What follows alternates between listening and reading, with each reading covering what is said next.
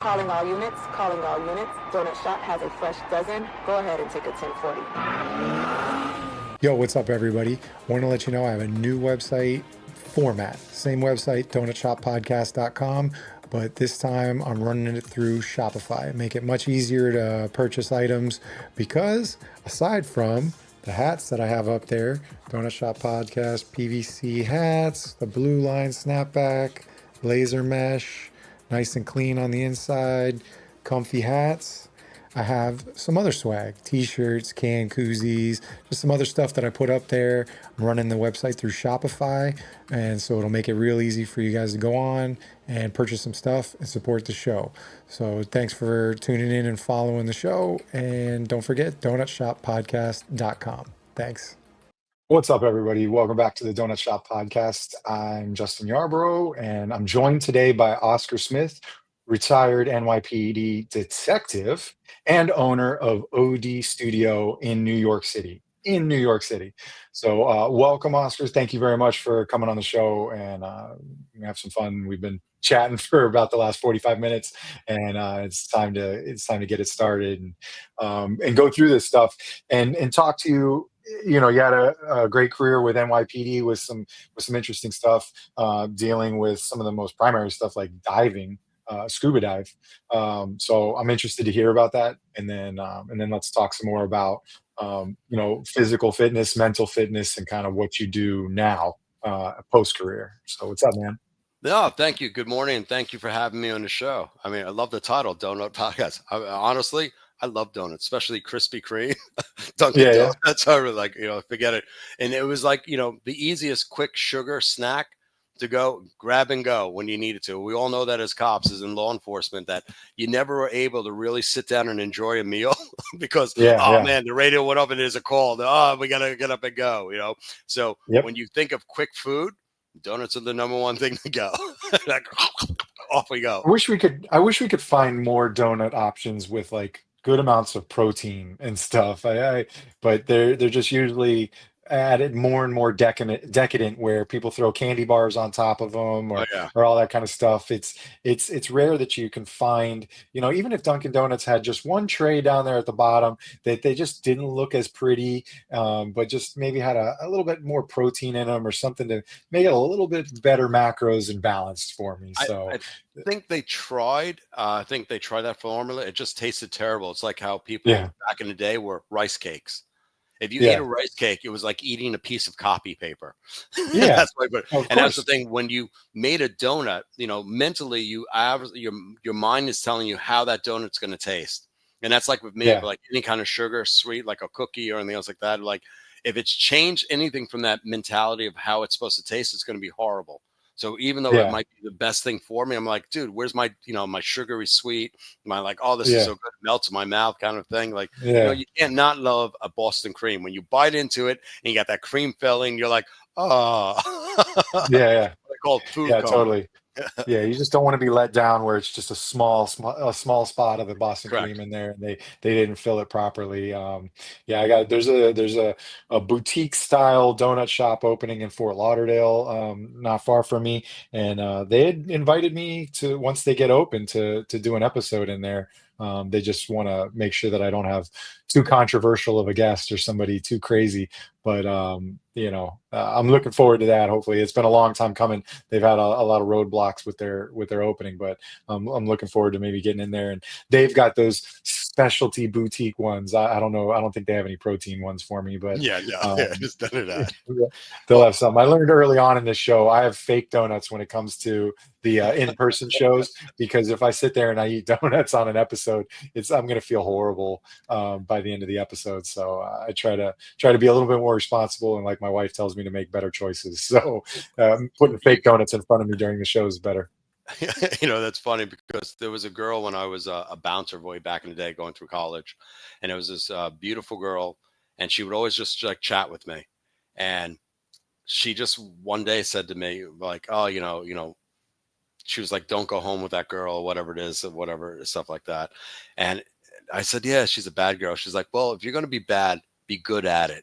And I'm like, Yeah, what? She's like, if you're going to be bad, you might as well just be bad all the way. You can't just be like a little bit bad. And that's the same thing I apply to food. If you worked out hard that week and you're like, you know what, I'm going to give myself that one piece of cake or that 1 or 2 donuts I'm going to have. That's it. But limit myself to that amount. I am going to indulge and enjoy that as much as I can because I deserved it. I worked hard to get that way. And it's just funny. That's how I look at sugary snacks and donuts or candy or things like that. Still to the point I'm like, okay, I'm going to have this just as my treat, but I'm going to cut myself off. And that's the whole thing where we fall into bad habits of bad eating by not putting in, so to speak, checks and balances for that. And that's important, if you do not choose a healthy lifestyle, especially us in law enforcement, any day we could fight. We need strength. We need cardio. We need all that plus mental fitness all together. And too much sugar in our system spikes up, gives us food come up, plus also diabetes, all that other stuff down the line. We'll talk about that later. But the whole thing is you don't want to bog yourself down. That was the whole thing. Like, we don't want to eat a big plate of spaghetti and all of a sudden 10 minutes later have to go run after a perp. Yeah. I remember doing a Thanksgiving, like a Thanksgiving lunch or afternoon or late lunch on the road one time, and we had it in our briefing room and stuff. And then it's like alert tone, guy threatening suicide, running around the street with a machete and stuff. And so one of the guys that was the runner of the squad chased him and jumped some fences and stuff. When he was done, it was just just throwing everything Exactly. up. And it's like Oh yeah.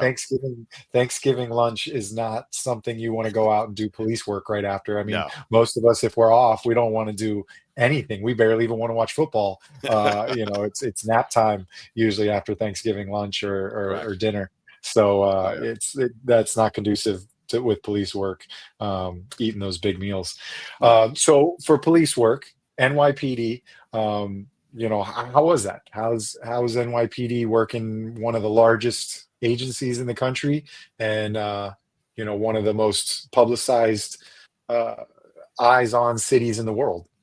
Well, what it is that we are the largest police force in the world, actually, because there's over 38,000. That's the number the city keeps at all times. So when people leave and go, they try to refill the ranks as much as they can. So, and with us also, there's so many specialized units, unlike smaller forces that you have K9, which sits under SOD. So SOD is aviation, or ESU, which is SWAT, and then SCUBA, which the unit I was in, basically we're SWAT on water. And then there's harbor, and then you have highway. You have all these special mounted. They all fall underneath that. And then you have, counterintelligence, all this other stuff. So it's great for that, as in you can really boost your career in law enforcement to go in all these different basically positions under the under the umbrella of the NYPD. And it looks great on a resume too, as well. The FBI comes in with us, the Department of Defense comes in, DOD as well, stuff like that. Because for New York City, just the city alone, as in Manhattan, you need a certain amount of cops every day patrolling the streets to keep it safe. And it was great, like in my era, you had a cop on basically 2-3 cops in every corner, or every 5 minutes, a patrol car would come by. And that was the whole thing, what they called omnipresence, especially after 9/11. Everyone loved this. It was great. I wish we can go back to 9/11 because everyone loved this. People all kept things in check. And they were all basically, for the cops, unlike what we've been through for the past number of years throughout the country. Yeah. And no one ever would have thought, none of us, thought like, my God, you made drugs legal. I mean, I was a SNU, that was street narcotics unit, and a module that was in the 10th precinct. So I did that for a while, and which was kind of fun. And that was the whole thing, you weren't allowed to smoke weed or do drugs on the street. It was, I think CPS 7 was the charge for that, and you wouldn't think of anyone saying, well, drugs are legal and now you can steal up to $950 at any place. Just shoplift, steal whatever you want. Go enjoy yourself. Everything's free up to a limit. Correct. And to the point where insanity. Correct. Exactly. Complete insanity. So I think, every cop goes into law enforcement, every rookie officer, I want to make a difference. I want to go and help people. And I can think of the few times that I remember being a patrol cop, to being in SCUBA, to even in SNU, helping people who were really just like, hey, you know what? I did something wrong. Could you do me a favor? I don't want to lose my job, that, I just want to buy some weed or whatever for this girl or whatever it is and stuff like that. And you're like, okay, you know what? I'm going to take a little bit, basic humanity, as in, I Yeah. understand you made a mistake. I'm going to, instead of you going to jail, I'm going to give you a desk appearance ticket. It's your first offense. And the guy was like so thankful. He was like, thank you so much. It was like he spent 3 hours at the precinct instead of going overnight and then losing his job. He's like, I got to go to work.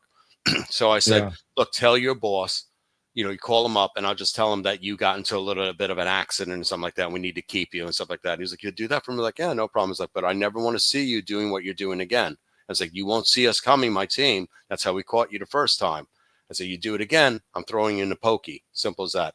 And that's the whole thing with people when they really thank you. They're like, thank you so much. I'll never do this. It's like, that kid who went to go steal the candy bar out of the store, and the store owner says to him, you shouldn't be doing this. And he said, you're going to make this up. You're going to come here every afternoon for a week and sweep out my store.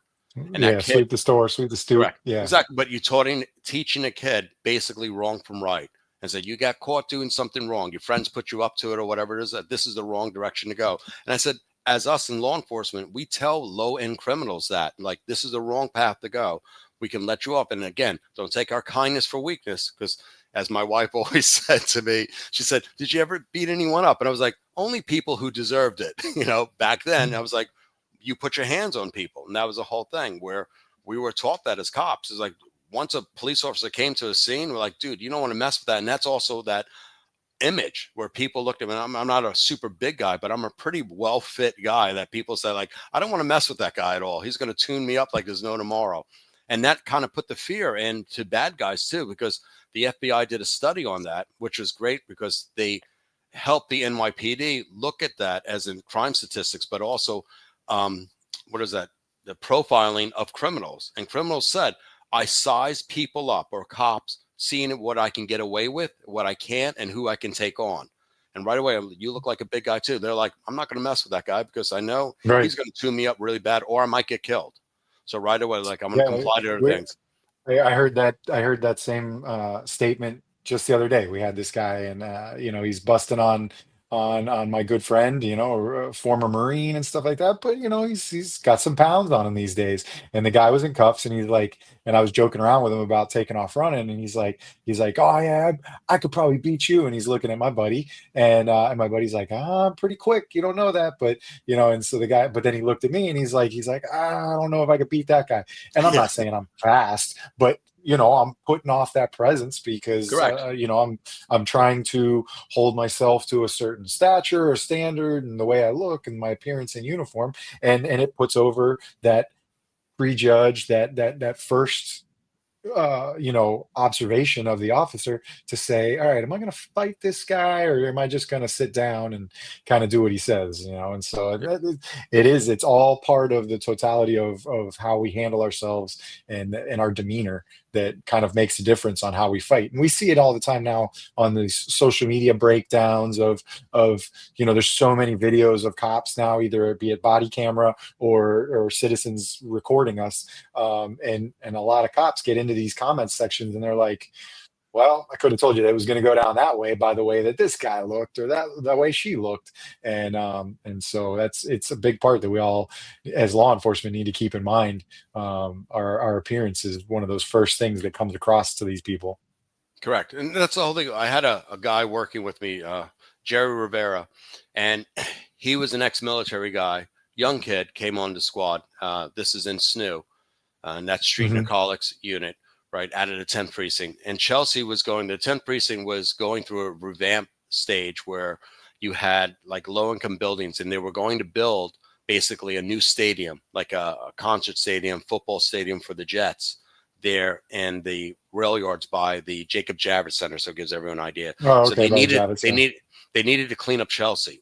So when I got there, Jerry was a young kid, a young Spanish kid from the hood, basically, and he knew a lot of street smarts. And I learned a lot from him, being a Long Island guy and surfer and kind of like laid back kind of stuff. But it was funny because his uniform was always pressed and clean and put Hmm. together and stuff like that. And he was like, does your uniform command respect? And I wasn't, my uniform was oppressed, but it wasn't dirty or anything like that. And he was just like, your appearance means a lot. And I was like, interesting, because that's when he said, like you said, a Marine's uniform is meant that way. Once you see that uniform, you're very impressive. It's like, whoa. Hmm. That was the thing. Like when like I was explaining before, I was at the inauguration and I met, what's his name? Dakota Meyer. Dakota Oh yeah, Meyer. just a recent Medal of Honor winner. Yeah, Correct. He was Marine. staying in the hotel I was staying in, and I called him down at breakfast. And basically, I was like, "Oh my God, that's a Medal of Honor!" First time I ever saw that in real life. And he was super, super nice to me and gave me his card. And his uniform, the medals, everything was just—it's such an impressive sight. You're like, "Wow, that's an amazing feat." Just the uniform alone. And that's the whole thing where I made sure that after that day, my uniform, whenever I was in uniform, as we call the bag, Oh, terminology, okay. The usually, bag. That's the yeah, we call the, terminology. yeah, that's us. Because usually in street narcotics, we're in plain clothes. We're Uh just huh. running. We're held up. We have mics and everything else. And back in the day, archaic kind of stuff.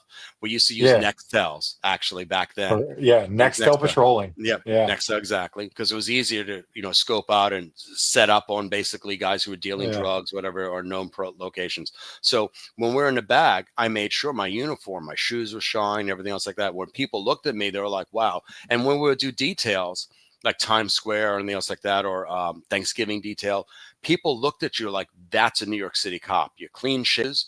But not so Hmm. much like everyone's all arm tattoo. I have a few here and there. They were like, that guy I know is going to help me if something happens, or that person. I never forget when 9/11, I would take the train home in uniform because it was just a quick turnaround. That people would go, "Officer, thank you for being here. Thank you for Mm. good for seeing you." And it was this presence that you had, and that's the whole thing. Like we talked about, it deters guys right away. When I remember these bunch of punks were in the street, and they're like, "Look at the size of him. Look at his forearms." They were like, "Look at that guy." Yeah. Like, you don't want to mess with that cop. And he was like, just the way how I looked at them, they're like, that guy's going to tune us up like there's no tomorrow and not think twice Yeah. about it. And that was the job back then where you got guys. And Jerry was funny because when we would do overtime, he said every time I worked with Smith, Oscar, he's like, I always Yeah. got in a fight. Always got in a fight. No matter, we always had to Yeah. fight Yeah. people, whatever. And I said, to the point where people wanted to test themselves and they lose. And it was a joke that we had that I used to tell people, take your beating, and go home, or you can take your beating and go to jail. And they Yeah. were just like, well, I'll take the beating and go home. Okay, no problem. But I said, you have to leave your shoes. They're like, what? I was like, you have to leave your shoes.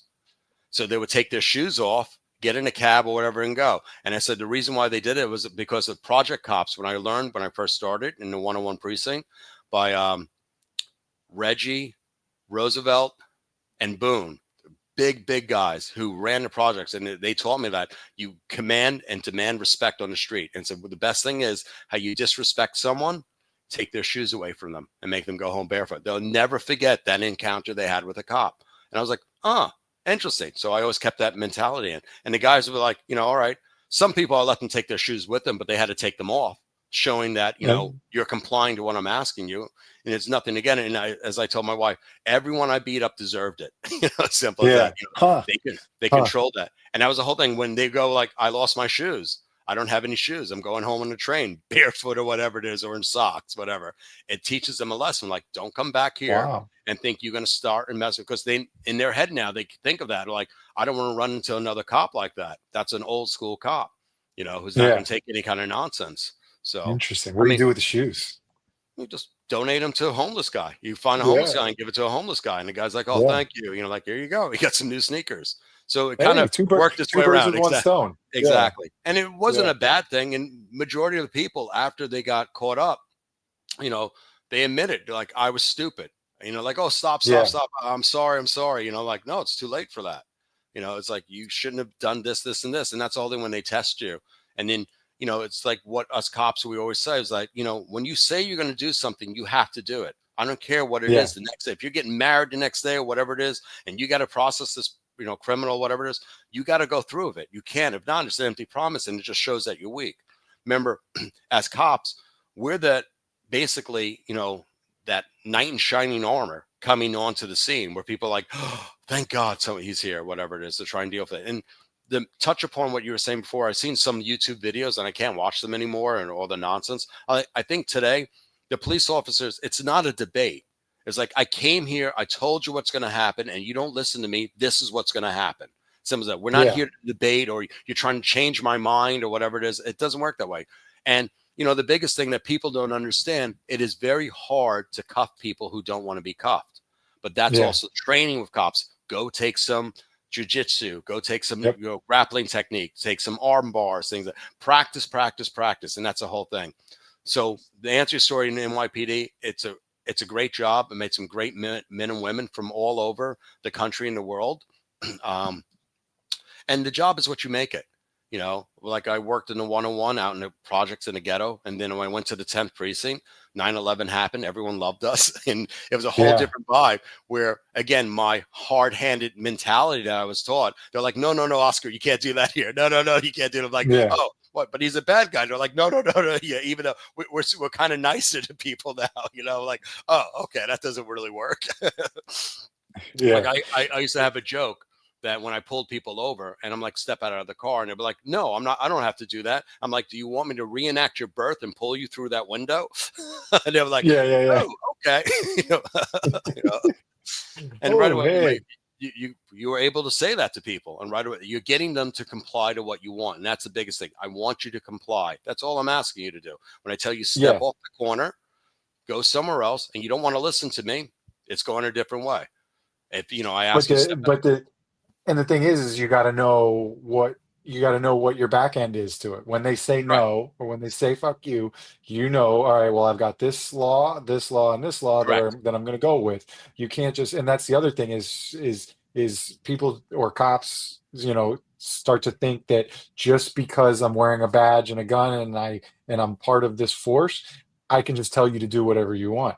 Hmm. No, people sometimes are not as respectful, or they might be a little more intelligent and they may understand what they can and can't do, and you don't have the ability to tell them to do that just because you think they need to leave the area. So you got to pay attention to what you can fall back on and what your laws are, to make those. And that's a lot of times what I'm telling some of these kids that might ride with me. I'm not a training officer, but they get put in the car with me now, and it's just always reminding them, like, it's not, you're not telling somebody to do something because some Karen called and said this guy can't be here. You Yep. have to understand why he can't be here. It's not because the neighbor doesn't want. Who cares if she doesn't want him there? She's asked you to do something and presenting you with a problem for her. Can you solve it or not? If you can't solve it for her, you tell her, "Hey, there's nothing I can do. He's legally allowed to stand on a sidewalk or do whatever." But Hmm. just because she doesn't like it or because she's racist, and so I got to tell them, they got to communicate that, but they got to know in their head exactly why. Because when you go up and you talk to that guy and he's out of his mind or off his rocker, or on drugs or something like that, you got to know exactly what you really can do before you go and you step on yourself, and then you end up all over the news, Right. unfortunately, these days, because everything's recorded and everything's got a camera. All right, I'm going Correct. to drop a commercial. Go Yep. ahead. And it's just very true what you said. You got to know the law. And that's the whole thing. The Yeah. law is the best thing in the world when you know it and you correct other people who try to become like jailhouse lawyers or whatever it is, stuff like that. You're like, Yeah. no, that is not it. And that's the thing. Go back and read what we call the penal law system here in New York. And it's just like, Uh-huh. okay, once you know that like the back of your hand, you have all this power to say, okay. And I tell everyone, when I go up on a scene, I'm very laid back. I'm very, hey, how you doing? What's going on here? What can I help you with? And then once I start with that, I've been spit on. I've been cursed at by 13-year-old kids and whatever it is, stuff Yeah. like that. And there are things you got to let go. And just like you said, I don't want to be on camera that I tuned up some 13-year-old girl who decided to call me all this other stuff and get in my face. I'm like, dude, what am I going to do? Beat up a kid? I'm like, all right, I'll take it and just go ahead, go back home to your mommy or whatever it is. Nonsense. You're like, whatever, kind of thing. Yeah. You got to pick and choose your battles. But also, like Totally. what you said, knowing the law is the best thing. Like when someone Yeah. gets loud and disorderly with you, you're like, okay, it's a crowd of 3 to 5 people, disorderly conduct. I'm disconning you. I gave you a lawful order, OGLA. You don't want to listen to that? I'm going to charge you with that. Resisting Hmm. arrest, whatever it is. It's knowing the law. And then, with the cameras, again, same thing. Don't take it personal. Don't, as we say, don't get baited. Don't let everything else like that. You know what? you want the person to comply. They can call you all the names in the world and everything else, give you the finger, spit at you, all that other stuff, whatever. If you get them to leave like that area, like, hey, just, go up and approach it. Hey, do me a favor. I got some crazy lady sitting here calling me all the time. I don't want to bother you. Can you just go to another corner? If you want to hang out with your buddies or whatever it is, go to a park or and that's the whole thing. You're getting them to comply as best you can without you going into a fisticuffs. Yeah. Exactly. And you know that being on the street, you're like, dude, I don't need this headache. Because the guy's smoking 20 feet away from the building. It's supposed to be 25. You're like, good, just move over 5 feet for me. And let me go get my ruler and my measuring tape out. I'm going to measure this off. I'm going to step this off with my feet. In Florida, we just got that halo law. So now it's 25 feet with the recording, in addition to impeding our ability and our safety and stuff. It's an interesting law. I've seen a few videos when it first went into effect, and then I haven't seen much lately. Maybe people are getting wise to it or whatever, but some of these cops are just grabbing guys that are just sitting up there up in their face, filming them and getting in, like the stuff we see in New York, everybody crammed onto a sidewalk, and then you've got 10 street lawyers telling the officers what they're doing wrong and all that. So it's crazy. It's a pain in the butt. I know that's a pain. That's the biggest problem with video phones and all that other stuff, is that nonsense, because they give one side of everything. And again, the people don't know. And the best line is that when I remember arresting a guy and it was in Times Square. So in Times Square, this guy basically was bothering this young girl with her dad and her mom, some street guy. And I remember he went and grabbed, we're standing there, in the corner, it was mounted, everything else was standing there. And he went and grabbed the young girl. So I went over and just yoked him up like it was nothing, slammed him on the ground, rolled him over, whatever it is, cuffing him up. And everyone's going, oh, whoa, what are you doing? What are you doing? And I remember snapping right. I'm like, if he touched your son or your daughter, what would you do? And the family was just like, yeah, he tried to grab my daughter. What do you expect? And they're like, oh, everyone's saying, like, if it happened to you, then it'd be a different story. And I get so mad at the public. It was like, what do you think? We just come and grab people for the sake of it? It was like, this guy went and grabbed this guy's young 10-year-old daughter.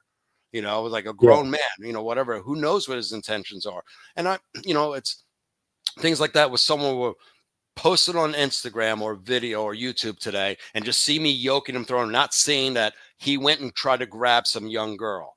It's like, they weren't ready for that, or somebody wasn't looking at that point and they didn't see it. But you don't know what the officer saw to what they're getting. So there's so much of that, and it's all over the place, and it's basically a business now for a lot of people. So it's crazy. It's crazy stuff. I'm going to drop a little commercial, and then we'll be right back. And then I want to talk about diving and where you do it in New York. I'll be right back. Yo, what's up, everybody? I want to let you know I have a new website format. Same website, donutshoppodcast.com, but this time I'm running it through Shopify. Make it much easier to purchase items, because aside from the hats that I have up there, Donut Shop Podcast, PVC hats, the blue line snapback, laser mesh, nice and clean on the inside, comfy hats. I have some other swag, t-shirts, can koozies, just some other stuff that I put up there. I'm running the website through Shopify, and so it'll make it real easy for you guys to go on and purchase some stuff and support the show. So thanks for tuning in and following the show. And don't forget, donutshoppodcast.com. Thanks.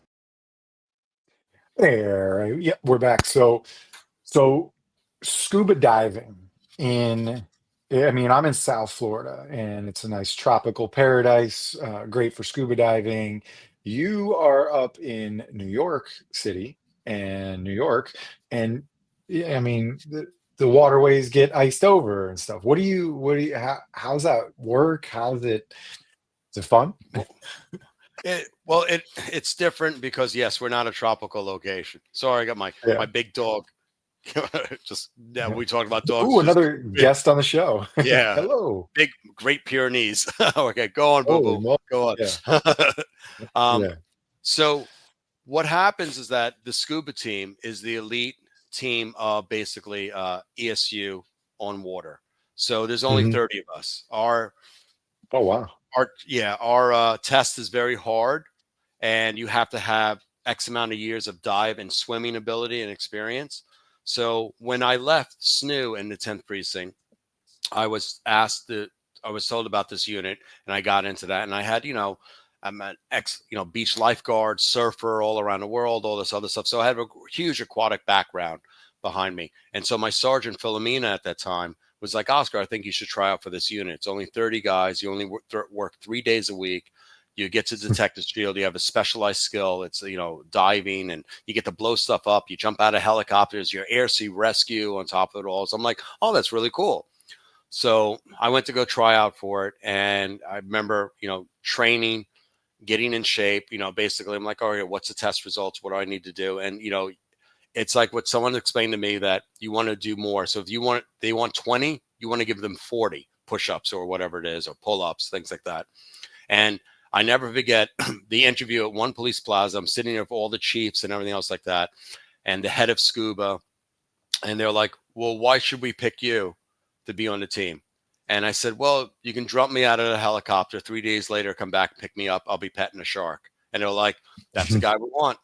So that is just that. And then, they looked at my athletic background, my aquatic background. They're like, we want this guy to come on because he's going to bring something to the team, whether it's a physical ability or his mental attitude, and basically his love of the ocean and knowing how the currents work and everything else like that, marine life, just from all the years.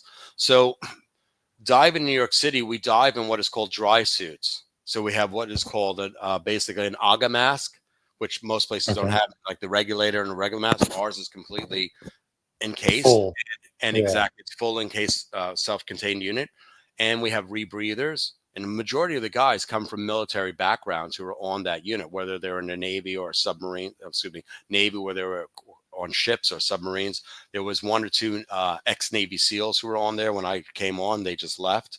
Wow. So it was a very exclusive unit, especially the fact that you're jumping out of the helicopter with, 200 pounds of gear, because you can't go back and say, hey, guys, drop this back up. So you had to take everything you need for whatever job might come up, depending on what the job is. And, we're in dry suits. So basically, if it's 100-degree weather or it's 0-degree weather, we have to wear this suit no matter what. And it protects us against the, contaminants that are in the water in the Hudson, to the Erie Basin, to, different waterways in New York City where you kind of don't want to go in, unless you're in a spacesuit. So that's the closest thing I can describe to people. It's literally like being in a spacesuit. I'll send you a picture. You can show your audience of how it looks. And, it's just practice. We just train, and that was it. We trained every day for all different things, and we never trained for when the miracle in the Hudson happened. And that was the whole thing, like you explained.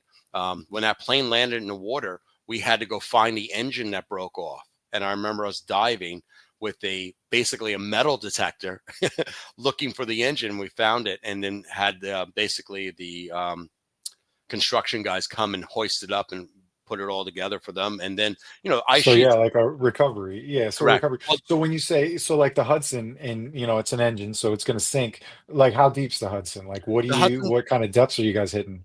So you go basically the Hudson River. In the middle of the river, the Hudson and the East River is dredged out. So it's 90 feet. So that's for the barges. That's why they stay in the middle. So this rolled over and fell down in that 90 feet dredge. And again, it's going to impede any sort of traffic. People don't realize there on the Hudson and the East River, there's so much barge traffic going to and from, whether it's garbage, oil, whatever it is, where the or construction material. There's besides, pleasure vehicles, and then, Circle Line, tourist boats. So anything would implement that kind of marine amount of traffic. So any sort of big, bulky things like an engine would catch on, or basically sink another ship or a boat, so to speak. So we had to get rid of that, a lot of debris. Cars we dove on. I remember lifting cars out of the water with balloon things on the wheel wells, lift them up and stuff like that. I'm like, okay. Oh, wow. And so you go down there, and you basically plant balloon bombs to go off, and then that lifts it up. So you're not coming down with a winch line from a tow truck or a barge to lift it, like stuff like that. You're using balloons, and they're just bringing it up to the surface, and then cranes scooping it up. Yeah, they basically. I remember one time we lifted myself. He was actually a reservist, the guy who was with me, Eric Topkis, and I was telling him, I was Mhm. like, let's put the balloons around the four wheel wells. That's the strongest part of the car because it's attached to the frame, the um, axles. And I said, we're going Yeah. to fill them up, and the car lifted itself all the way up on top, and then it's weightless, so we can literally swim it to the seawall where they can attach a tow line and lift the car straight up out of the water, from a Wow. couple of tow trucks or a crane. So it was kind of cool doing that because that was my first time really doing that. I'm like, okay, boom, boom, boom, boom. And that's part of the training where you just remembered your training you're in. And that was like us when the plane landed in the Hudson. People don't realize it's a 4 knot current going in and out.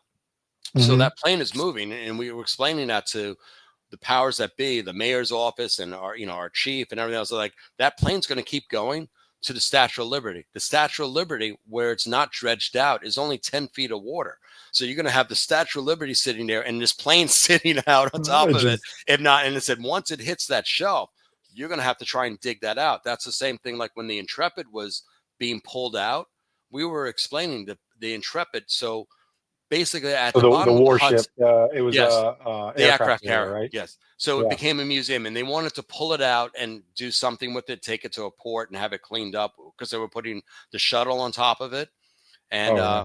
we were explaining to them it's stuck in like 6 feet of mud, a muck, and that's what's at the bottom of the Hudson River.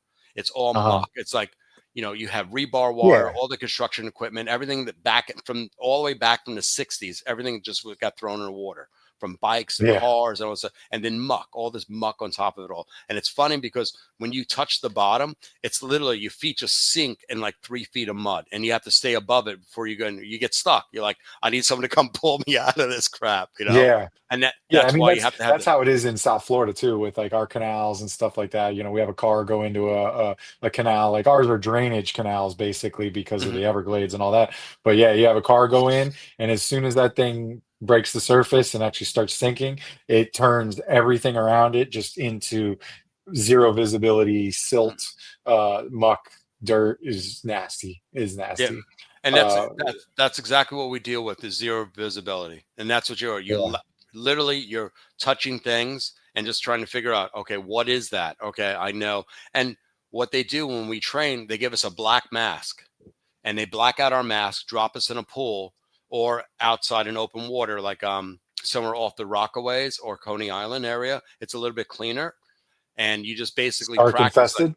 No, not really. Not Okay. New York is not really big into sharks. I mean, there are Yeah, out there. I mean, you're not looking for them, and I'm sure they're not looking for you. I never forget my yeah, uh, diving instructor Harry Holm, who was an ex-SEAL actually back in uh-huh. the 90s when I went for my first certification, and he said, when you think about a big fish or any sort of animal, do you think it really wants to eat you or attack you? You got this thing with bubbles coming out of it. It's looking at you, this big, and you have that sound. It's like, remember, everything is amplified in water, as in visually as well. Same with fish. So you look at this and like, that is the most unappetizing thing I want to put in my mouth. Some of the bubbles and hearing the, us breathe but through the regulator. Just, it's Yeah, amplified. And he said, just think of it that way. He said, that fish is more afraid of you than you're afraid of it. Shark or anything else like yeah, that. They have their territory. Don't go near. You'll see them. They're going in a certain area. So you don't want to break that basically field, so to speak, or their territory. Then they're going to see it as a challenge. I'm like, oh, it's a nice yeah. thing. And I always kept that in mind. So, yes, when we dive, we practice for all different things for rescues. We even have harnesses for horses, like if they fall in the water, and we have them hoisted up from the helicopters and stuff like that, if need be. And it's the wildest thing how we train for all this, like, it could happen kind of stuff. They're like, okay, like interesting. And that's made the job fun. It was like all the training and doing different So things. when you said kind of like a SWAT for the water and stuff, are you guys deploying with guns ever, like onto boats or ships or freighter or anything that's coming through? Are you guys the team that does that, even though you're the divers, or are you guys primarily beneath the water type stuff? We we're the team that does that. Basically, we carry MP5s, M4s, Mini 14s, and also the Mossberg shotguns, which we never really Mm. use. We're Yeah. all heavy weapons qualified. So, and we also have we have a few guns that actually the firing pins are meant to be in the water. so we can get them wet Okay. and bring out, and they work. And we also have Uh-huh. bags that suck all the air out. And then if we need to do a landing, because remember what happened in Mumbai years ago where those guys stormed a hotel? Yeah. Terrorists, right? So we were training for that. So they were basically, how do we get the guys to come not seen is through the water. So our ESU guys would be seen on land and whatnot. So if we have guys come up from North Cove Marina, um, there's a lot of things that people don't understand is that New York City is an island, and Yeah. underneath that island, there's a good 2 to 3 blocks of especially Battery Park where it's completely lifted up. So it's basically on like stilts, so to speak, on the water. So Okay. it's easy for us to access that. Learning how that works. Same with the UN. There are tunnels underneath the UN, water-wise, where the sewage comes out or excess water comes out and stuff like that from just basically the plumbing of New York City. It's got to go Yeah. somewhere. Drainage. Yeah. Drainage, exactly. So we have access to that, and in order to get into certain areas. So we train for that. Unfortunately, I can't, go into detail with that because it's quite secretive. But that's how we were training for if anything happened in New York City, like a Mumbai incident, that we needed to break out our M4s, MP5s. Trust us, we love blowing stuff up. That was the funnest Yeah. part of the job, just blowing, rappelling out, running around. And it was funny because the ESU guys were mad because we get to play at the boats, we get to play at the helicopters. Mostly they do a lot of land stuff. And the only unit that I think they have, the A team, and there's another one basically that trains like the way, like, okay, we did a mock attack of Liberty Island, like some terrorists took over Liberty Island, and we were working with ESU. ESU rappelled down the helicopter, and we swam up onto the shore, and we came out looking like Marines and all this other stuff. But Yeah. Yeah. Yeah. we were laughing Rambo. because. Yeah, exactly. We were laughing because I think it was all the Chiefs going like, "Oh, those are my guys. Look, oh, that's so cool. Oh, yeah, I'm in Yeah. charge." It was the funniest thing. You But guys are that's what almost we like do. real life Teenage Mutant Ninja Turtles too, like Yeah, popping up out of storm drains. yeah, it's kind of fun. People go like, "What are you doing?" you know, Yeah. That's cool. Okay, so New York has that capability and right? that use because yeah, like you said, there's a lot of water around this big, Manhattan, the big city, and then the other boroughs and stuff. Yeah, so it's 30 across like the whole of NYPD, like Yeah, it's only 30 of us into because the Bronx, Brooklyn, everything. Like you we're 30 would be those guys.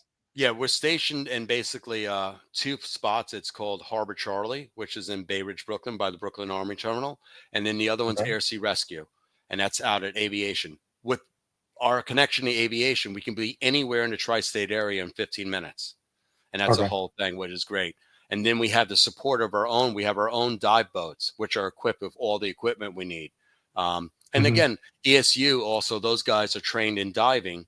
And I remember, you know, our diving rigs are different than theirs because we dive more than they do. It's very rare Yeah. that they'll get in the water if we're not needed, if we're unable to do so. They'll like let the scuba team because that's what their job to do.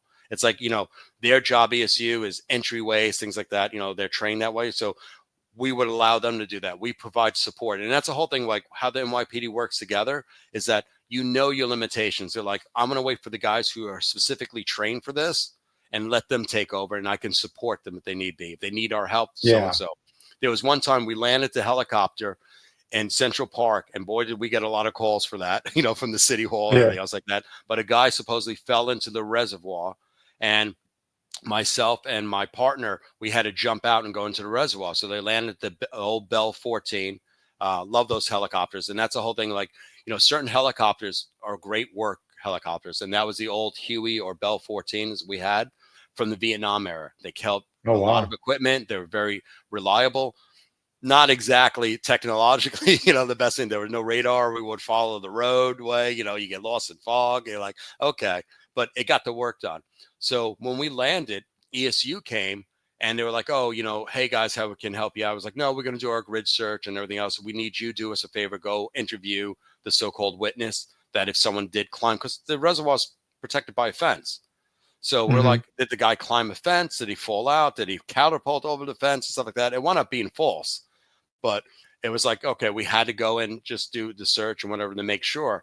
And next, they were like, oh no, he was in the reservoir. He was over by, like the zoo, the kiddie zoo, whatever, the pool or the pond or something like that. So it came over Yeah. to Yeah. water Yeah. job. And it's like with you, when you talk to Central, give me a little bit more information on that job. They're like, all right, where is he? They're like, oh, where did it happen? And then geographically, like when someone says, oh, it's a water job, and they're like, oh my God, the guy's car stuck in like a puddle. You're like, that's not a water job. It's not a real job. So Right. you get all of us going over there like, dude, there's a guy stuck in a puddle, compared to a guy, like you said, his car went over a bridge. Now it's in basically a water area where it's slowly sinking down, or he's trapped, or, Hmm. and that's the whole thing where, like you said, you interviewed dispatch.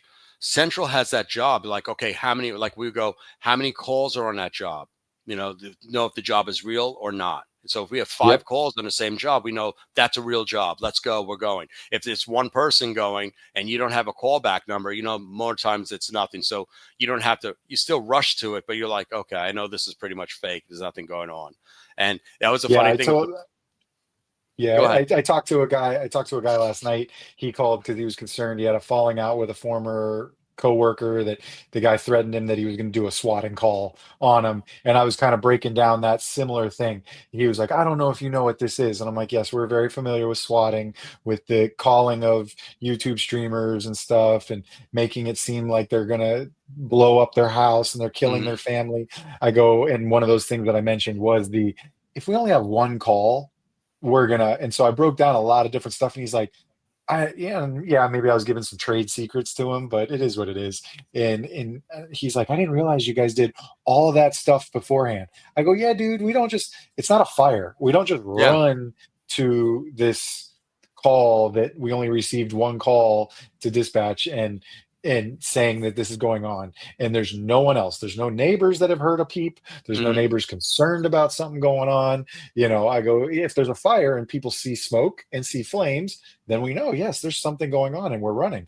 I go, but if you just call so I was explaining that to him, and he was a little, just trying to make him feel a little more comfortable and not be all worried about somebody calling the cops about whatever he might be doing, swatting and stuff like that. So, But yeah, no, it's true.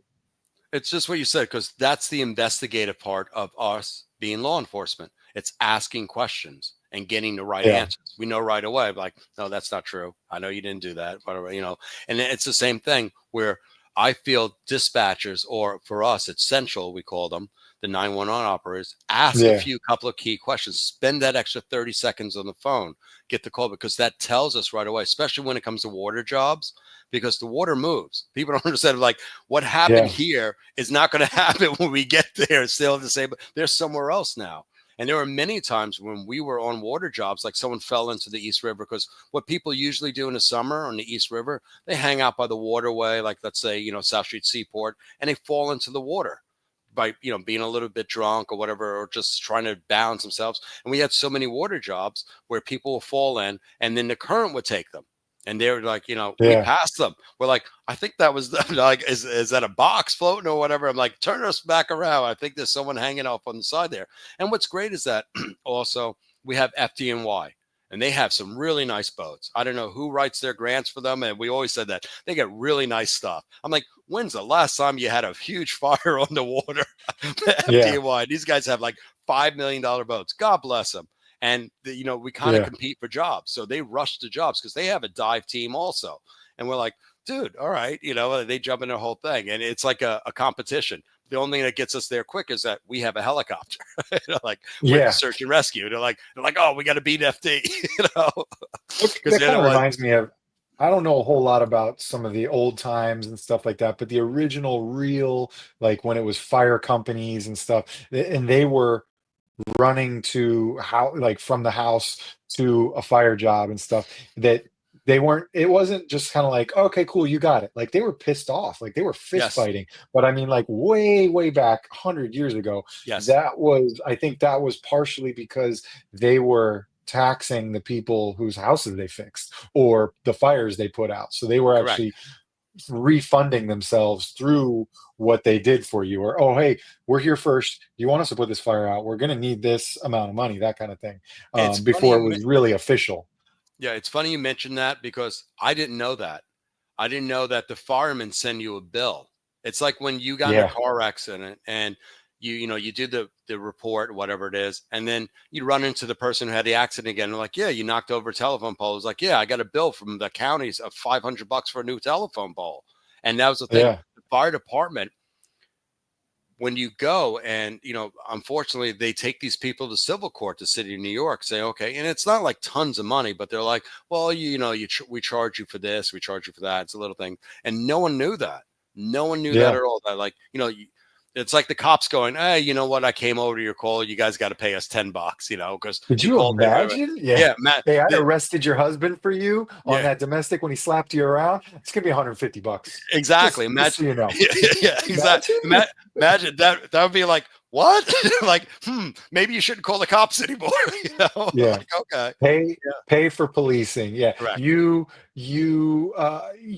clicked on that link in your email and emptied out your bank account to a scammer, and you need a police report now to prove to your bank that you didn't do it on purpose. Yeah, that's going to be $200. Correct. Like, oh man, I think I got a new idea here. Yeah, I think we need to start. This is finally, I have figured out the renaissance of policing. There you go, right away. You'll get rid of yeah. a lot of stupid calls. Like, don't be stupid. That's Yeah, it. your family members having a mental breakdown and throwing pots and pans around in your house, Yep. and you need us there to help you out.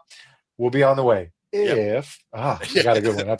That's going to make a good reel. Exactly. So sign this for us, please. This is how much you're going to pay us. Please, quick, he's beating him up. Please, no, just sign right here. And we'll interview after that. Do you have good credit? Okay. Ooh, man. Yeah, because I know an ambulance ride for our city. It's like $700 is what cheap. they. We're 1,500. Well, no, I'm sure. Yeah, we're 1,500. And it's like, and that's when it's like when people are, and not like I'm trying to nickel and dime somebody and explain that to them, but they're just like, oh, I have a fever. Can you take me to the hospital? And I'm like, Correct. You realize you're going to get a bill in the mail for this. Like, Correct. I know a lot of people don't really care because they don't necessarily pay, but it's like, you don't want to just get in the car. Like, and I remember that happened to me in DC. I had something lodged in my throat and I was choking on something. And so I wasn't choking. It wasn't obstructing an airway. It was obstructing my esophagus. And I was like, I don't know. And my friend was like, dude, you need to just go to the hospital. And so they called for an ambulance, and the ambulance driver was like, do you really want to, like, you can breathe. Do you really want us to drive you? You could just get in a taxi. And I was like, all right, yeah, you're probably right. So I just got in a taxi and I just told the taxi driver, hey, just FYI, and I explained to him what I was doing. I was like, can you just take me to this hospital that the fireman recommended? And he was like, okay. And I just took a taxi to the hospital because it was whatever, $35 versus whatever. 700, pretty much, $700. Metro DC was going to charge me. Correct.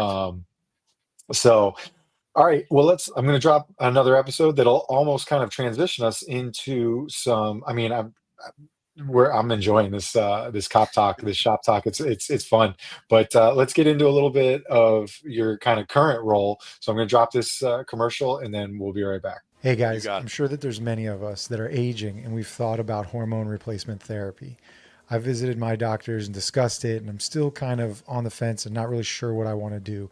But now I think I've kind of found it, and I know that we could all use a boost of testosterone in our life.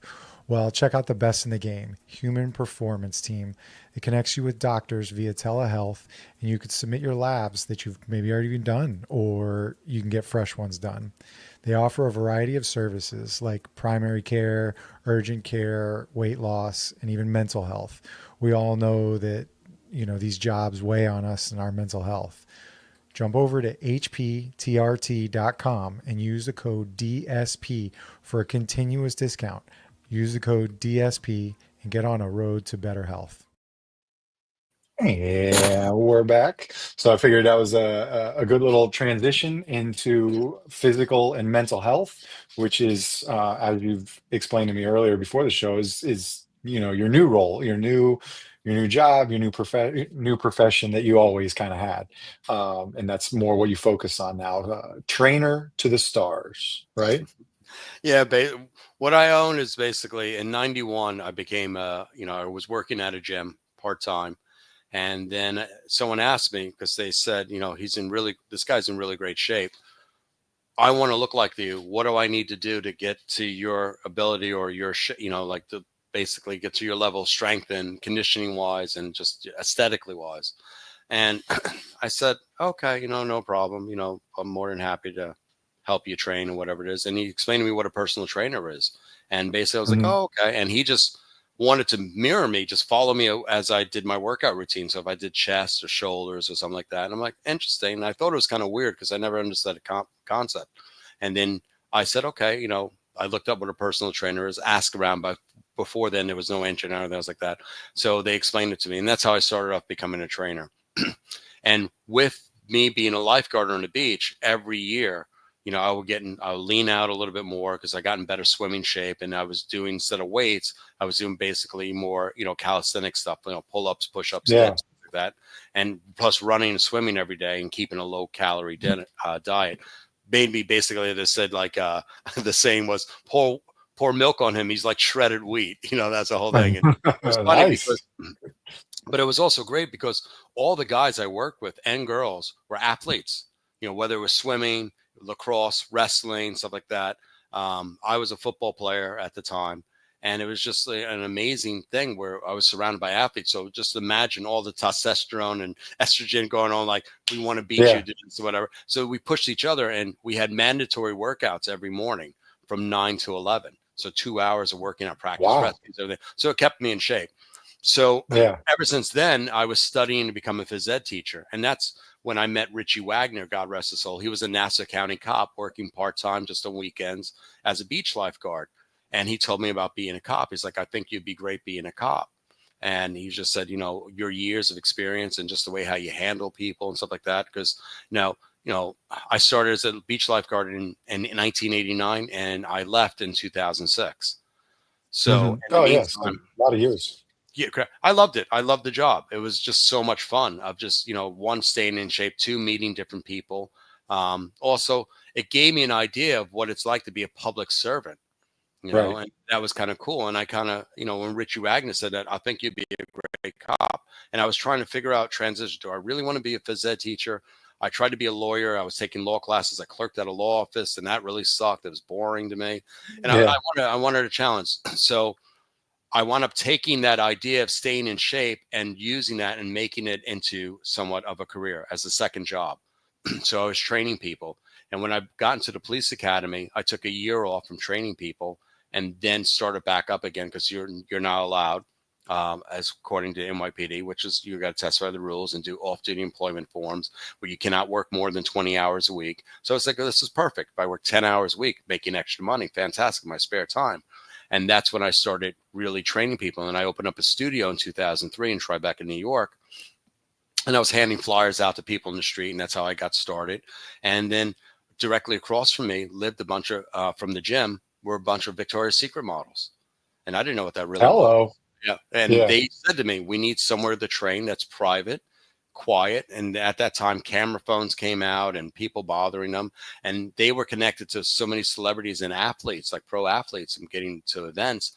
And that's what just started my name in business. And then people will come to me. They're like, you got to go see this trainer. He really knows the stuff. And they like the fact that I was a New York City police officer and, practicing what I Yeah. preach. You're not slimy or whatever, dirtbag too. Correct.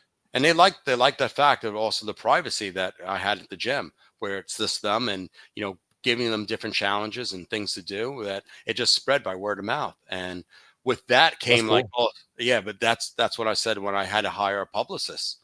And she came and said, Mhm. okay, you're going to this event, you're going here. And then I remember going to Vegas and then going to Florida and then going, saying, it was funny.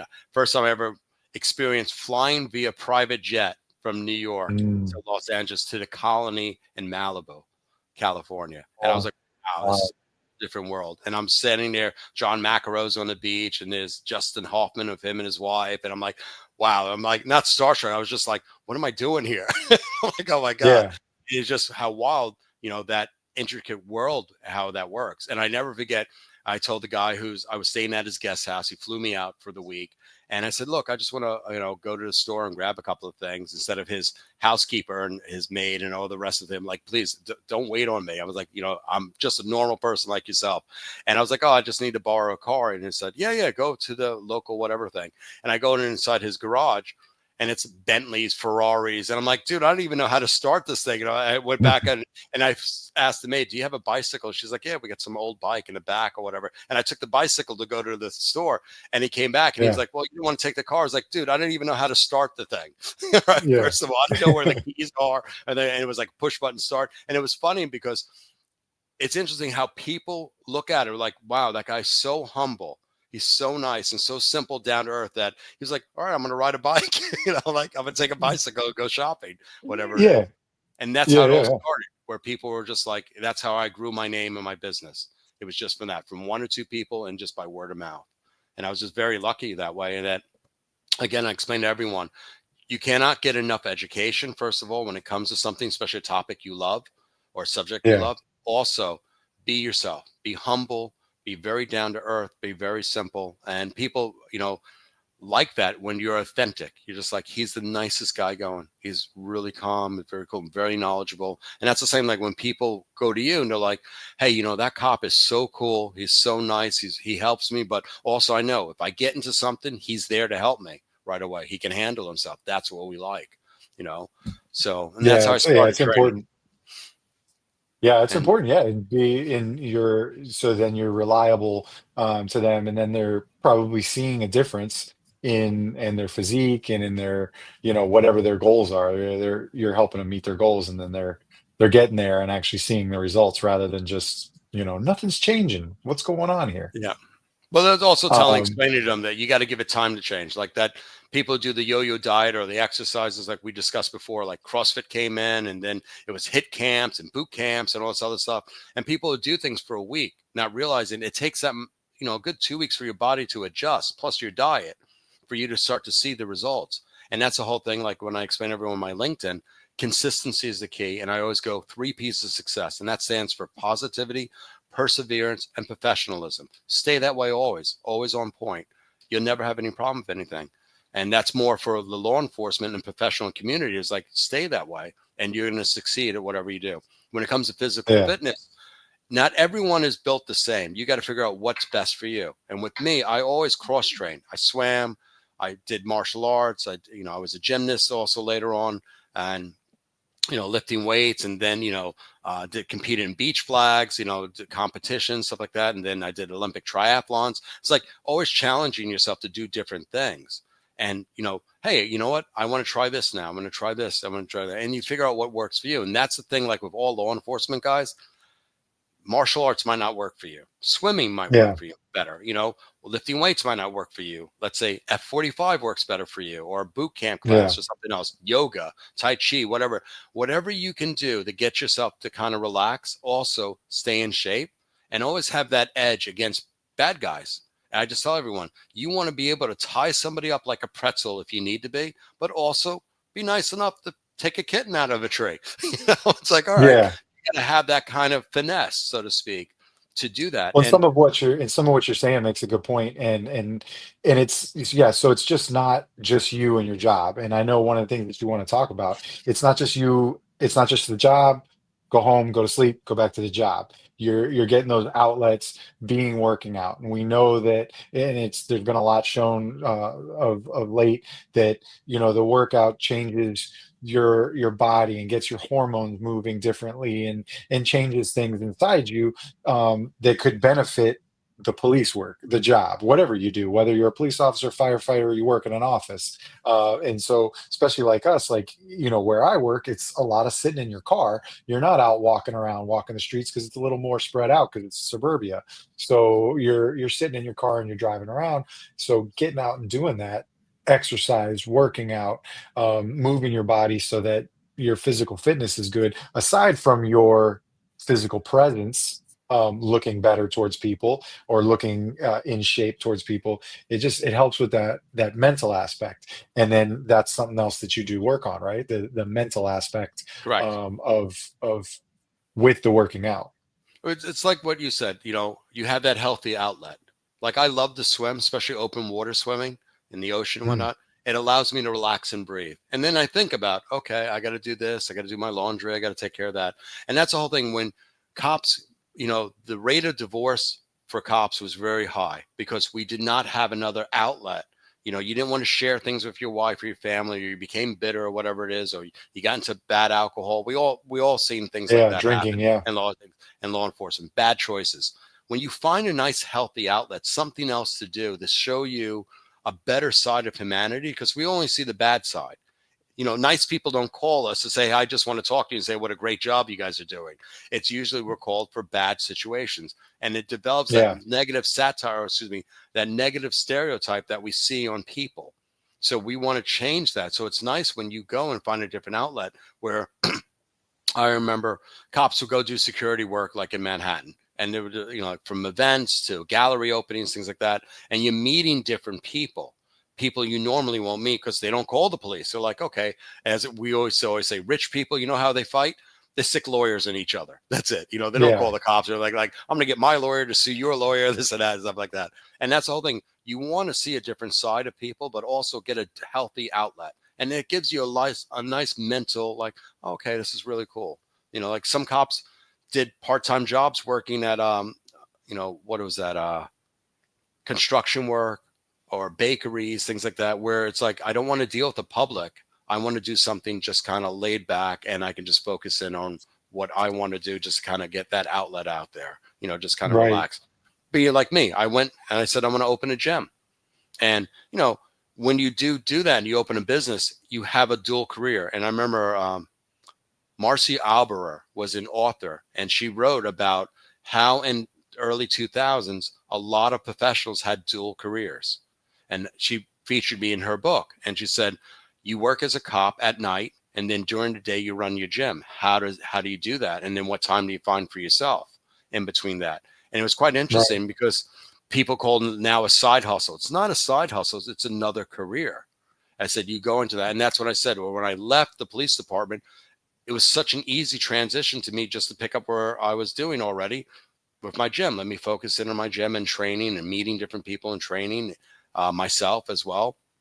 And that's the thing, like I always tell my wife when she teases me, she's like, you're getting kind of porky there. And I'm like, what? She's like, you own a gym, not a deli. I'm like, oh, okay. I'm like, all right, I got to go hit the weights again. I got to get back to working out and stuff like that. And it's the same thing.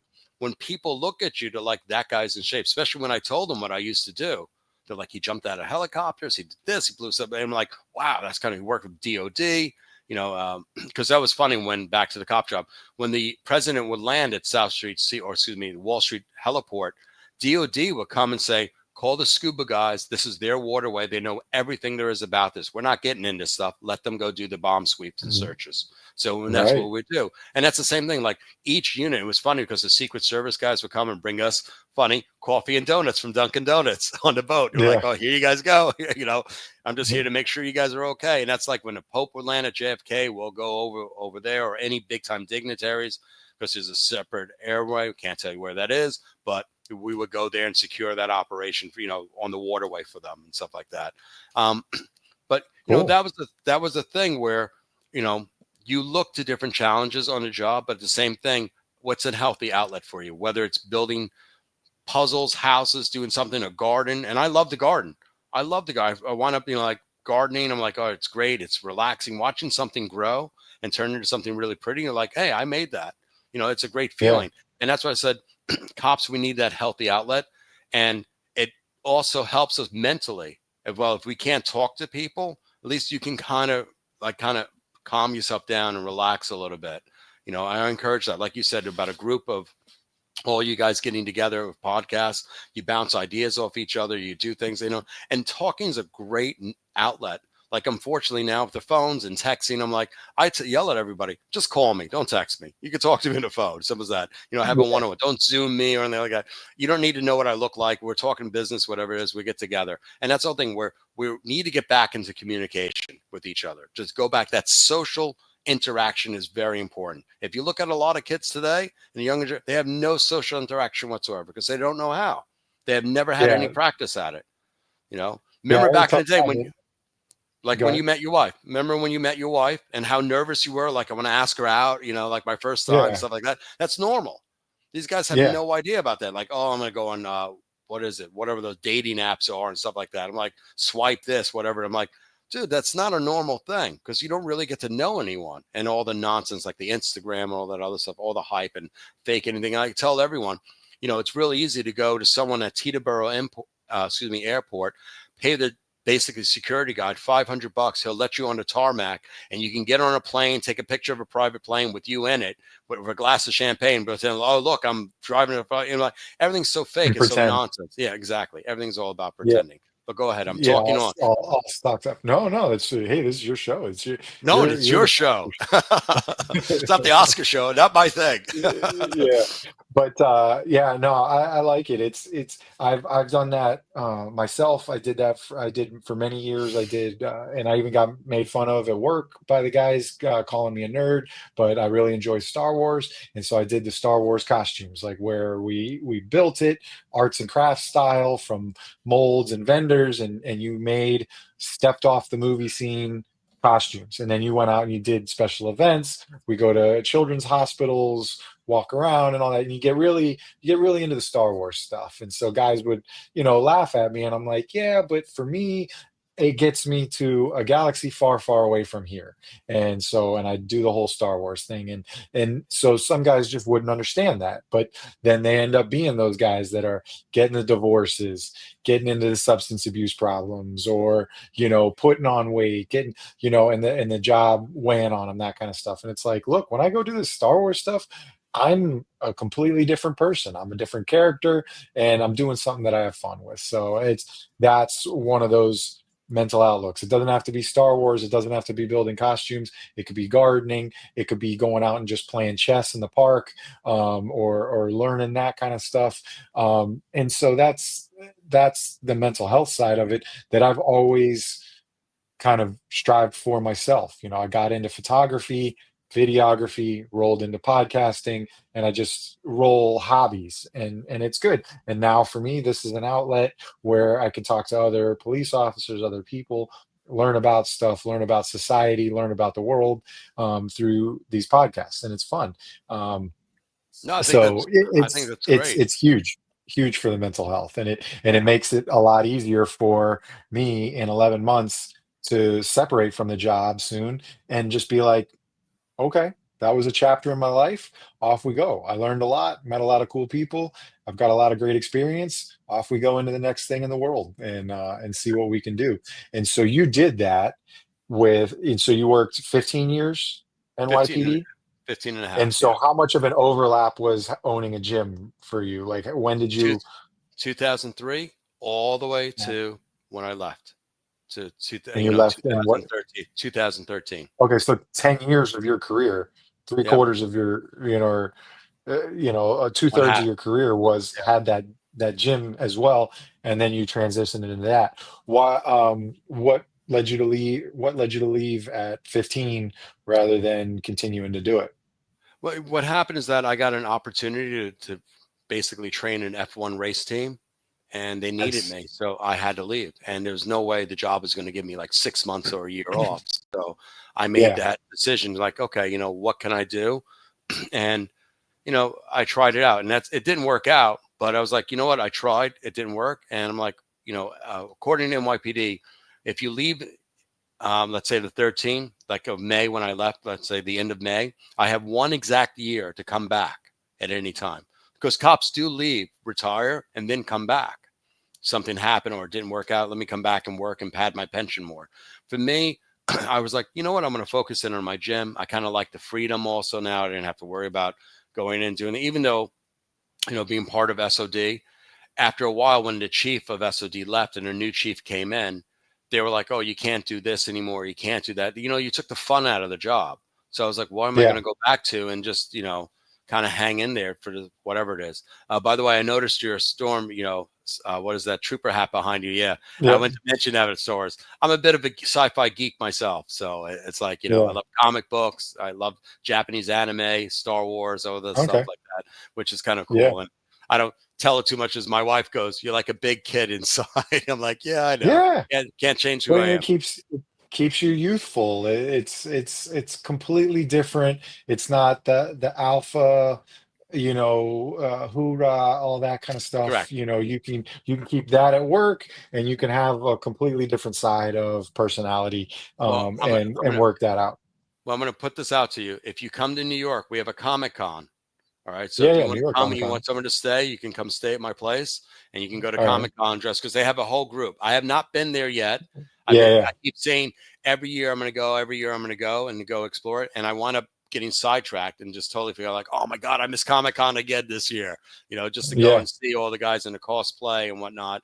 And like I said, it's a cool community as an outlet, like what you said with all the other Star Wars guys and girls, yeah. getting together. And then what you're doing by going to visit kids in school or in, let's say, the hospitals, things like you said. Hospitals. And, Yeah. yeah, but I'm just saying, even in schools, every kid, Hmm. I never forget, and I'm going to age myself.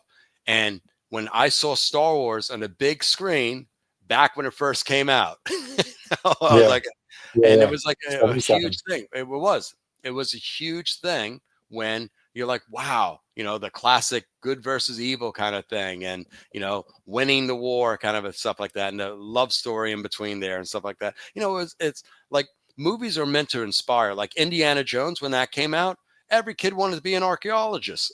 Like, oh, Right, that's so right. Yeah. cool. And that was me. I'm like, oh my God, what is that? Detail. What do I need to do? Or James Bond.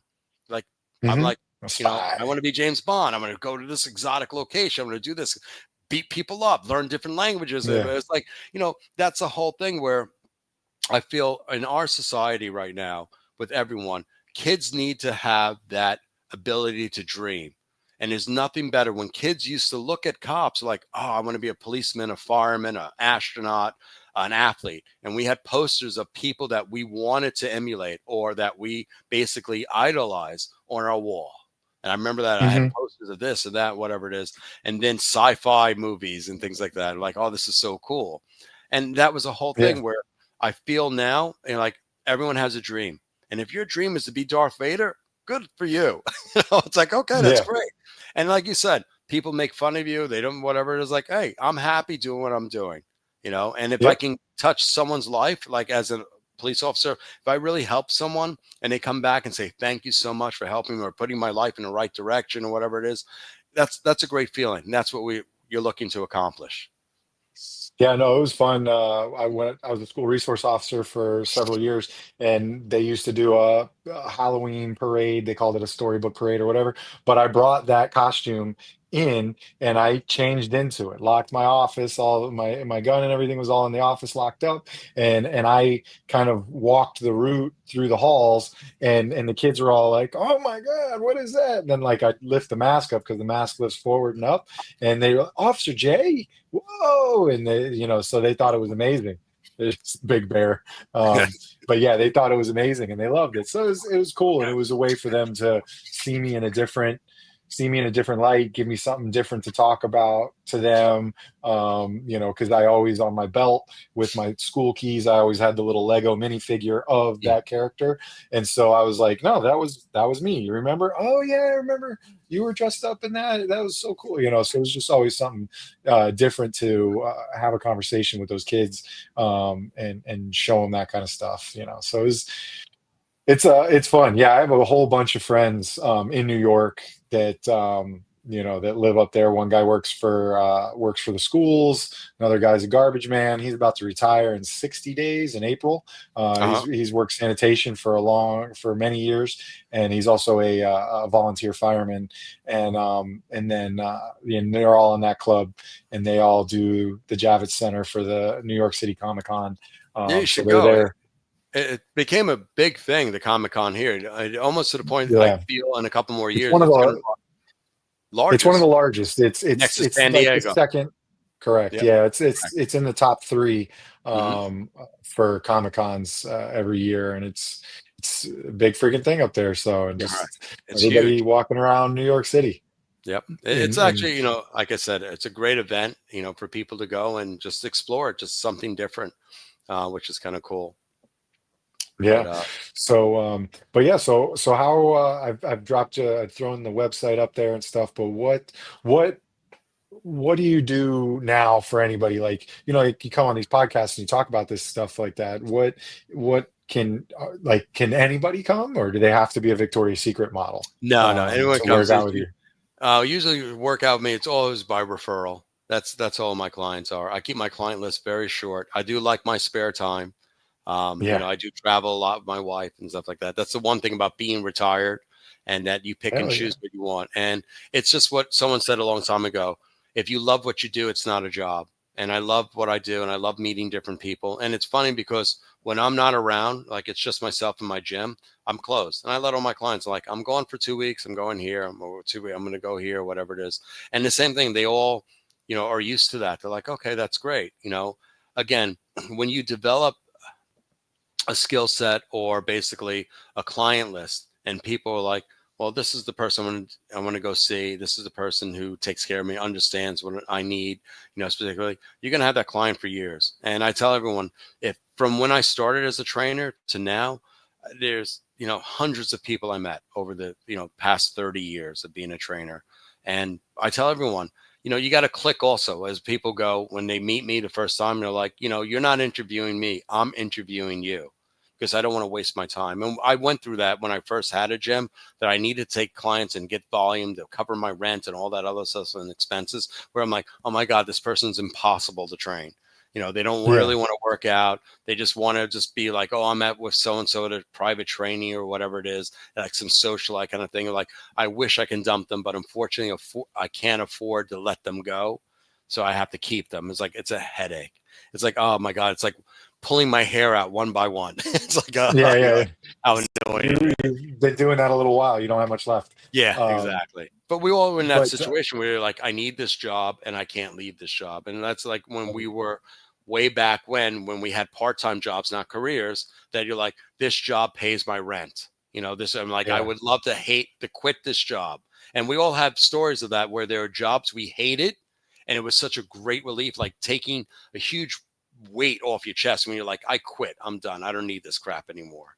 And that's a great Yeah. feeling. And that's what gyms get into, or small businesses in general, they get into, where they need a sheer amount of volume of money coming in, and they would love to, steer to a different direction, but they can't, because of that Yeah. whole thing. I'm going to lose that income stream. And then what am I supposed to do? Start all over again. But yes, to answer your Well, question, and that's most one of people those just things. Yeah. go Go. ahead. Yeah. Most people are by referrals to me. That's all. Sorry. I'm mostly by Oh, referrals. okay. Anyone Perfect. could train me. Like, everyone's shocked. I was like, when you call my cell phone, it's me who answers, not a secretary, not an assistant, not some AI. Yeah. You come to the gym, you talk to me, whatever it is, you email me. It's the same thing. It's me. That's it. And a lot Yeah. of people were shocked by that. They were just like, what? I'm like, I don't need that crap. It's like what Musk said to his assistant who took 2 weeks off. He's like, well, you left and I did everything that you did, so I don't need you anymore. Bye. It's like, Yeah. you know, Yeah, and so that kind of is one of those things that I was thinking about when you were answering about you left the job at 15 years to take this on, and you could have within that year gone back to the job, but you're your own boss. correct. You didn't necessarily see eye to eye kind of with the new administration involved. And so yeah, it's no, I plus now I've got this taste of I truly am my own boss and I'm running my own show here, and I don't have to worry about you know, new philosophies or new ways of doing the job or Mhm. changes that I don't enjoy anymore. Right. So and that's a good thing that a lot of us have to keep in mind. And I was listening to my buddies at the Anti-Hero podcast last night, and they were talking about Tyler was mentioning sometimes that you don't necessarily need to think of law enforcement as a full-time career. It has great benefits if you do make it, but it also has just great benefits while you're in it to learn all kinds of different things.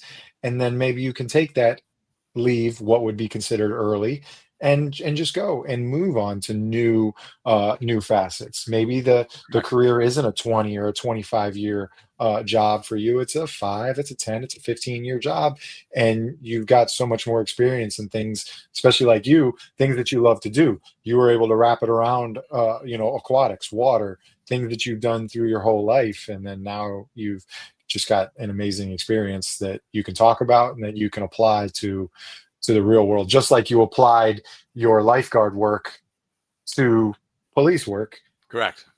Now it Yep. just continues pushing on, and we all need to realize that. And I think I'm starting to realize that. Obviously I'm at the end, but I've always been a finisher. I've always been somebody. I was a Boy Scout, and I made it to Eagle Scout. I Good for reached you. a pinnacle. I reached the end. I Hmm. finished it. I went to college. I earned that 4-year degree. I finished it. And so sometimes some of us have a tough time with the not seeing something to completion. But if you kind of change the dial a little bit and understand that it's not a matter of completion, it's maybe your life is the completion that you need to work for and what keeps you happy. I don't know. I'm creating a motivational speech out of it, I think. No, But but you actually uh, you're making a lot of sense because it's simple. That look, when law enforcement ends, you did this career for 20 years. There's always mm, something else to do. But I tell everyone, if the gym didn't work, I'll go get a job. Or like if I wanted to yeah, get a part-time job, I'll go get a job. And same like with you. Okay, this didn't work out. I'm not afraid to say, all right, this didn't work for me. Let me go get a part-time job, and maybe I'll come back and do something different that will work for me. Or if I can put yeah, more effort into it. And that's the whole thing. When you're running your own business, the business is 24/7. You yourself have to admit when you make mistakes and when you are saying, okay, I'm constantly just promoting myself and promoting my podcast, which is important because now that's the next chapter in your career. And by you doing so, it's like, all right, I'm growing something I like and I took interest in. I'm going to make it grow. Even if you had a podcast about Star Wars, like think yeah, of all the people who'd be like, all right, cool. We talk around, we're going to meet or whatever, talk about all the different characters or just in sci-fi in general. Remember years ago, Marvel, Disney, whatever, Miramax, all those things, the big whatever movie houses, they went to Comic-Con to test out and talk to all the geeky whatever the guys and sci-fi fans. guys Yeah, exactly about, hey, we have this movie coming out. What do you think?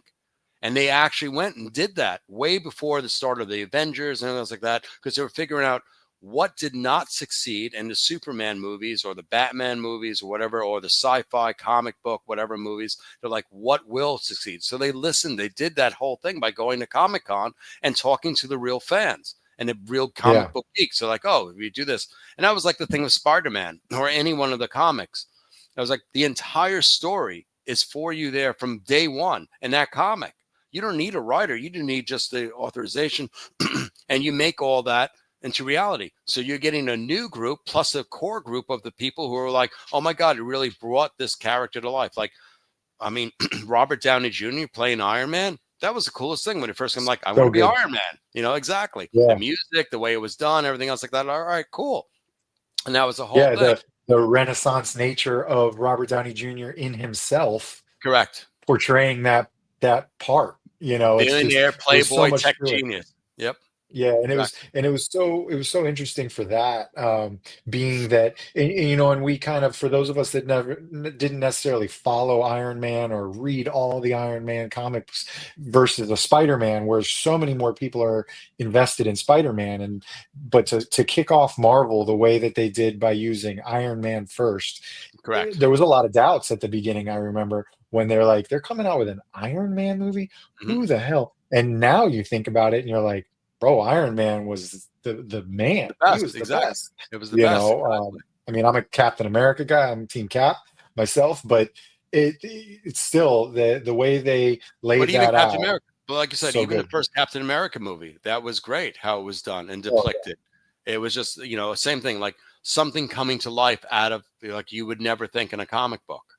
You're like, oh, yeah, this is great, and had huge success, and then blending them all together. And that was great. The yeah, teasers, and they went through, like I said, they did their research, went to Comic Con and spoke to people, saying, okay, you know what? I don't know if they paid them, whatever. Like, how do we get this to make it success? You had a franchise for over 10 years of Marvel movies and yeah, integrating each one into each thing. I'm like, that's kind of cool. And then they went whatever direction with that after yeah. that. Like, okay, They yeah, got yeah. super. That, They got yeah. that's like They Star got Wars. their head involved. Yeah, you ruined Star Wars by what? What did you do? You did this, you did that. I'm like, Yeah, dude, you destroyed my Star Wars. I mean, what? Like you took Marilyn Manson, made him Darth Vader? What? yeah, Like, come yeah, on, yeah. you It's know? crazy, Yeah, crazy ex- stuff. So it's but it's fun. So, Correct. all right, man. Well, this has been great. I mean, we can keep going, but I know, for like, running what do you all want your to get? time here. Yeah, I mean, I'm good. I got to go pick up a bib in a couple hours for a 5K that I'm doing on Okay, Saturday good for you. down in Fort Lauderdale. But yeah, where else? I mean, where else do you want people to hook up with you, follow you if they've enjoyed our conversation and they want to kind of see more? Where you want them to go? You can go to my LinkedIn. That's pretty Mhm. much the only social media I use, Oscar Smith, or you can type in OD Studio. I'll And drop a then, link down in yeah, the about section.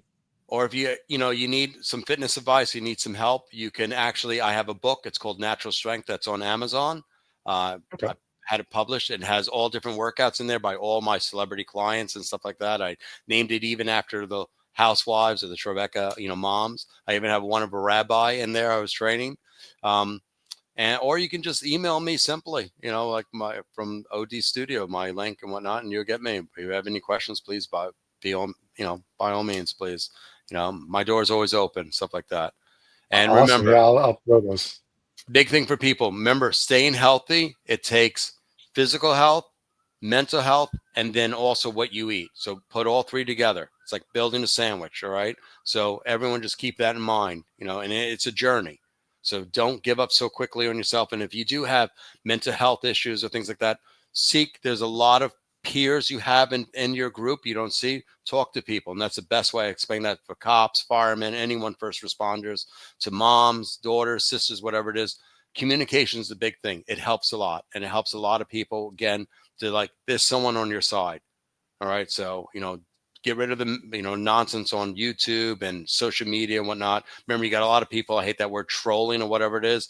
A lot of people have no Yeah, idea what they're doing and stuff like that. So go to your core group of friends. Simple as that. Your friends are your best thing in the world. From your high school, college, whatever, work, your friends are very important. If you need help, don't be afraid to ask for it. It's just that simple. And that's the biggest thing that we make totally. as a mistake as first responders. We're not Superman. We don't have capes, and we're not from Krypton. So everyone takes something in, and we need a little outlet to get it all out. Yeah, no, I couldn't agree more. And you got to remember that everybody else has got a lot going on. This in Mhm. today's society, it's just we take on way too much, and we pour a lot on each other and then on ourselves. And so don't think that people are going to always notice, or they're just not sure if they want to talk to you. So sometimes you got to make sure that you talk. You got to reach out too, and that's definitely, I've been in that boat where I probably should have reached out, for my own mental health, and I didn't, and I let it affect me too much. And thankfully, I've worked through all that. But you definitely, it it helps to have people reach out, and then sometimes you got to reach out too. Correct. So Exactly. That's all. The double-edged sword. for That's sure, it. for But a sure, dude. pleasure. Because Thank you for having me on your yeah, show. I wish you much success and everything else like that. thank you. And thank you. Thank you so much. And thank you for doing what you're doing and your service, especially that Yeah, dressing up and going to kids in hospitals and stuff like that, giving people hope, which is very important, yeah, especially starts at a younger generation. yeah, man. Well, thank you for your service as well. All right, man. I'm way Well, I'm over gonna it. I'm gonna I'm gonna wrap it up, and then just stay on, and we'll chat after. You got it. Calling all units, calling all units. Donut Shop has a fresh dozen. Go ahead and take a 1040.